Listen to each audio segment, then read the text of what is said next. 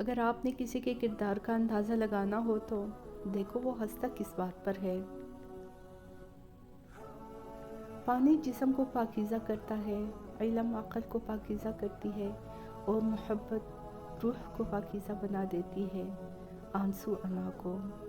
جب سورج غروب ہونے لگتا ہے تو چھوٹے آدمیوں کے سائے بھی بڑے ہو جاتے ہیں۔ اہل ولی اللہ کے پاس بیٹھنا ایک نعمت ہے اور اغیار کے پاس بیٹھنا جو کہ جھوٹے اور منافق ہے ایک عذاب ہے۔ اللہ پاک جب کسی بندے سے ناراض ہوتا ہے تو اسے پاکیزہ لوگوں کی یک جوئی میں مشغول کر دیتا ہے۔ ناظرین، اگر کوئی انسان آپ کی وجہ سے پریشان ہے تو سمجھ لے ہمارے اللہ پاک کے سامنے سارے سجدے بیکار ہے۔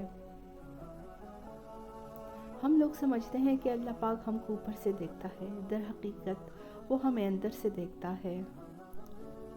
عورتوں کو مردوں سے برابری نہیں کرنی چاہیے کیونکہ خود اللہ پاک نے انہیں ایک درجہ بڑھا دیا ہے تاکہ وہ عورتوں کی حفاظت کر سکے۔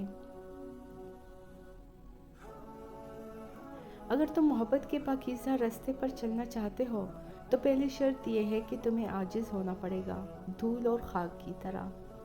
آسمانوں میں مقبولیت اور قبولیت کے ضابطے الگ ہوتے ہیں، اکثر زمین والوں کے دھتکارے ہوئے آسمان والے کے لاڈلے ہوتے ہیں۔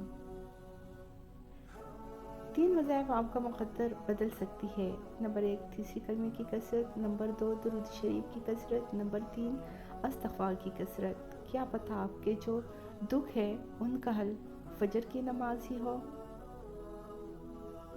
حد سے زیادہ بلا وجہ نفرت اور محبت دونوں ہی انسان کو برباد کر دیتی ہے۔ الحمدللہ بولیے اور یاد رکھو کہ تمہاری زندگی لاکھوں لوگوں سے بہتر ہے۔ صرف ایک جھوٹ تمہارے پچھلے بولے گئے تمام سچ مشکوک کر دیتا ہے۔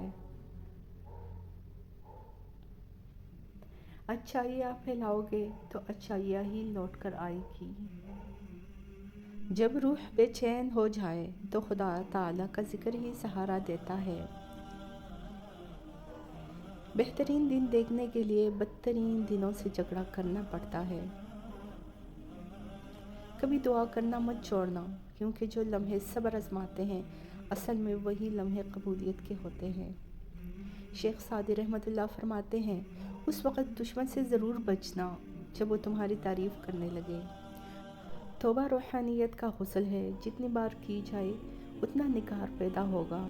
درود پاک ایسی مضبوط رسی ہے جو پل صراط پر گزرنے میں مدد دے گی۔ سائل کی قدر کرے، وہ تمہیں سخی بنانے آتا ہے۔ جب خاموشی کو ہتھیار کے طور پر استعمال کیا جائے تو یہ الفاظ سے بھی زیادہ زخم دے سکتی ہے۔